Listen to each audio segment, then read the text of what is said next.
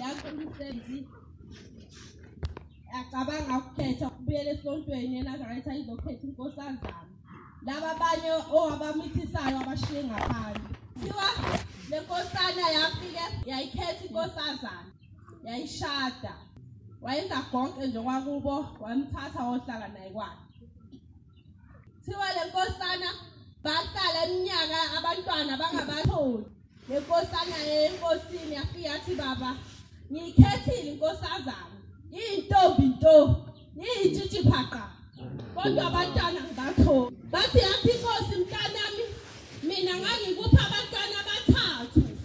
Labantwana abathathu kube wabekezela kade uzobathola nale nkosazana. So ayikho enye ingane isazophinda niyithole uzohlala nje nowakwakho. Khululeka kusekho umntwana wamthola. Siyacela nathi singamakhosazana namakhosana uNkulunkulu azasiphe uthando lokuthanda inkonzo. Asiphe ukubekezela singabantwana abancane. Angasingenise emoyeni emibi azasihlenge ngoba azasigade asibiyele sithanda inkonzo uzobuyela phansi. Inkosazana yayinomngane. Umngane wale nkosazana kuthiwa engasili Nazaretha. Lo mngane baba bangane nje angenankinga akwazi ukuthi imali esonto kumele esontweni. Kusho ukuthi lo mngane akwazi ukufika lapho ukuthi kube nebhizinisi okumele alenze lo mngane. Kusho ukuthi wase ezama indlela elula yokuthola imali umzimba wakhe. Kusho ukuthi athi lo nkosazana lo hawu wesibani bangathi engangithatha athi khululeka ngizokufundisa ngizokutshela wenzeni 1 no 2 no 3 ukuze uzokwazi ukuthola imali esheshayo. Imali yangempela. Kusho ukuthi le nkosazana yaheheka nayo. Umiheheka nenkosazana yayiwenza lo msebenzi Monday to Friday. Kodwa makule hlala sheshe ihamba ukukhumbula usuku lweSabatha. Ihamba ukubona bami ukuthi njalo. Ilokho enze njalo nje yenze njalo. Kuthi makuyiSabatha ilwazi usuku lweSabatha kuthi maku25 ukukhumbula 25 iye esontweni. Ibuye futhi wenza ibhizinisi layo. Kuthiwa le nkosazana ngafika umhlaba kuphela. Yadlula emhlabeni. Umidlule emhlabeni nenkosazana ngathi umifika ngale yavela imisebenzi ayemini. Kuthiwa ingilosi ka25 yalo ukuthi le nkosazana ingene esihogweni. Umoya waShembe wamnqaba ukuthi avele esihogweni ngenxa yokuthi wayigcina iSabatha. Ingakho ngoba wayena umoya waShembe ingakho egcina sangenile izulu. Sengizohlala phansi. Kuthiwa ithi inkosi uthule nkosazana ngenye imini itshela amaNazaretha ukuthi maNazaretha konke engifuna unitshela yona sengibuya ngalezulwini. Khulu ngibonile maNazaretha nimbethe isikhumba semvu. Kuthiwa inkosi yathi yona kubuye ngale bangivezelile maNazaretha ukuthi nihlobo lolapela. Kuthiwa maNazaretha nibahle kodwa inhliziyo zenu zimavakavaka. Kuthiwa yathi ngihambile umoya waShembe ubhombela ungihambile ngikhomba angikhombisa ihlobeni yini. Kuthiwa lutho uthingo sahamba-ke uma sihamba lapho esafika khona ukuqala sadlula isixuku sonke abahlebayo bahleba ngabantu. Uthi maNazaretha niyahleba. Anikwazi ukuzela abanye abantu nahleba umuntu masenkingeni umuntu mawuthinda ibhayi niyamhleba umuntu ma enenkinga uma engenakudla namhleba nisiyahlupheka uyena lesonto ngakuphethula. Ahambe futhi badlule isixuku efanele abanomona. Athi maNazaretha ninomona. Umuntu uma kungaphumelela niphumelele nje ninabanye ngoba ninomona. Umoya waShembe nawo. Kuthiwa yasiyamtshela kubhombela athi mahla maNazaretha agqoka kahle futhi ayakuthanda kodwa umoya waShembe abanawo. Ngiyacela uNkulunkulu waShembe azangikhumbule.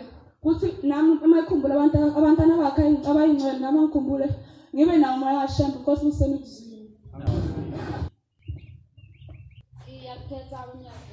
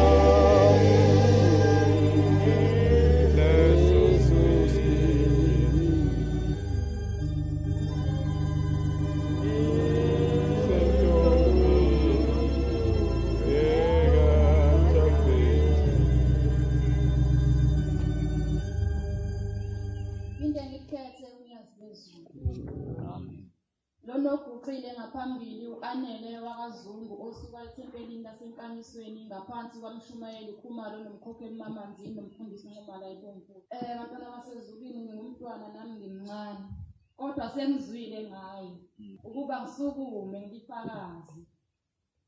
Ngingumntwana ngimncane sengizwile ngaye. Ngiyacela ukuthi uNkulunkulu waShembe ngisamile lapha ngaphambili kwenu. Angiphe isibindi, angiphe futhi novalo. Ngoba uma ngingaphelelwa uvalo, ayikho into engayikhuluma. Ngingagibela emakhanda abantwana bakaNkulunkulu. Ngizawudlula empumeleni ngezona. Akukhona inkosazana eyayingena la ngaphakathi kwethu imbathi nansuku engaseyona inkosazana. Ngoba nje sihamba kube khona izinto ezidingayo ukuthi siyocela. Sicela impumelelo enhle. Sicela nenhlonipho. Wahamba inkosazana waphoqa basebenza bonke abangani bayo yona yonke ingasasebenzi. Yayibuza ukungani mina ngingasebenzi ngami basebenza. Yahamba yocela. Lafika iphupho ebusuku ilele bathi sibonakalise. Bathi yafika yathi inkosi umsebenzi ngeke uze uthole manje. Ngoba wena uhlalile namakhosazana ungaseyona inkosazana. Uhlala yonke leminyaka okuyihleli namakhosazana. Ungakawutholi umsebenzi uthole ma sephele yonke leminyaka okuyihleli nathi. Ngiyacela ukuthi sisekhona nje namakhosazana. Sizameni ukuyiphatha kahle. Kuhle ukuyiphatha kahle. Inhle into yalapha eNazaretha. Siyawucela futhi sicela nenhlonipho. Silahlekelwe kakhulu inhlonipho. Siyintsha. Sesifuna ukuphatha inkinga yethu, ukuphatha abazali. Bona laba futhi abasisizayo. Yazi wojabula umzali wakho uma esakukhuza ekhaya, ekubonisa. Ingoba uyabona ukuthi usekhona into enhle angayithola kuwena. Ngikhalele lona abangasamkhuzi. Ngoba vele sebayabona ukuthi ayisekho into engasasizakala kuyena. Uma manje suwathithile, awusanokwazi ukwathola. Ngiyakucela ukuthi siphatheni kahle. Sibanike nje abazali indawo yabo. Bayibone nabo ukuthi babazali uthini. Njengoba nawe uzojabula mhla waba nomndeni wakho, waba nomuzi wakho. Ingane zakho zikunike indawo yakho, uyibone nawe ukuthi ungumzali. Ungavumi ukwenza into ongeke uthande yenziwe kuwena. Sinake sihlushwa ukuyiphatha. Uyabona isipunu uma usiphethe, uphethe into ngaso. Ufuna ukusiphatha, naso sinjani siphethe. Kodwa uma ungasidedela phansi ngawa. Uyabona ukuthi siphethwe thina. Siphethwe ke thina.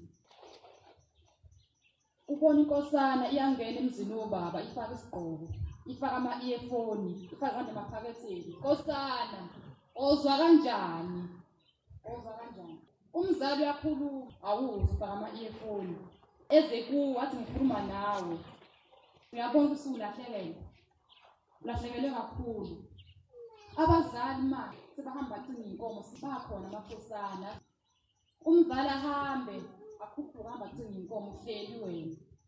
Umzali ahambe. Umzali uyaphuma emasimini akuphekiwe ekhaya. Uyabuya futhi akuphekiwe ekhaya. Umzali uyapheka ukhathele. Uyavuka wena akuphekiwe ngani ngathi la ekhaya. Awu.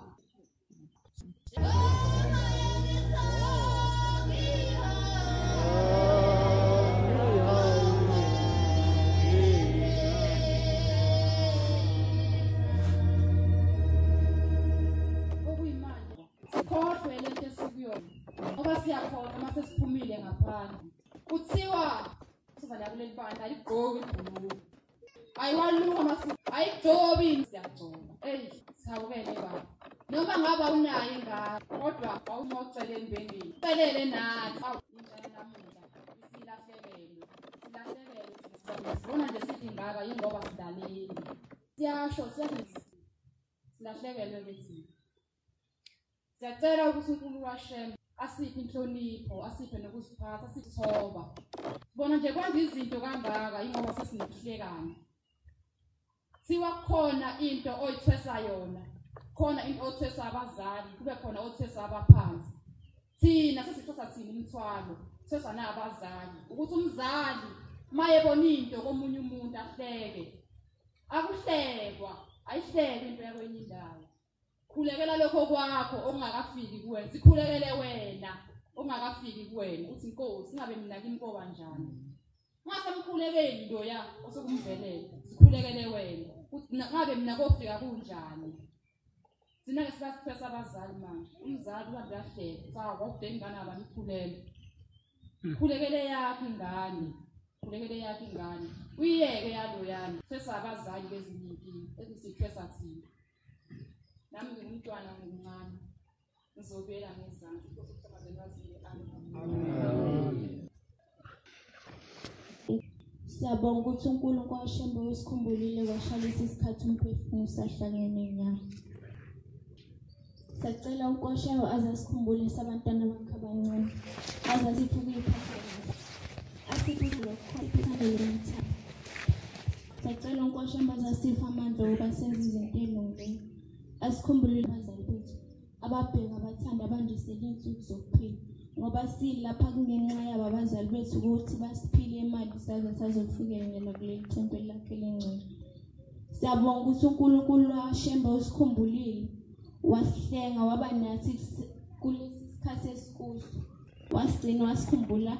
Sizocela ukuthi asiphe amandla okuba sikwazi ukumthanda. Thande njalo singamkhohlwa ukuthi uyini. Enhliziyo yami ngisize awunamathele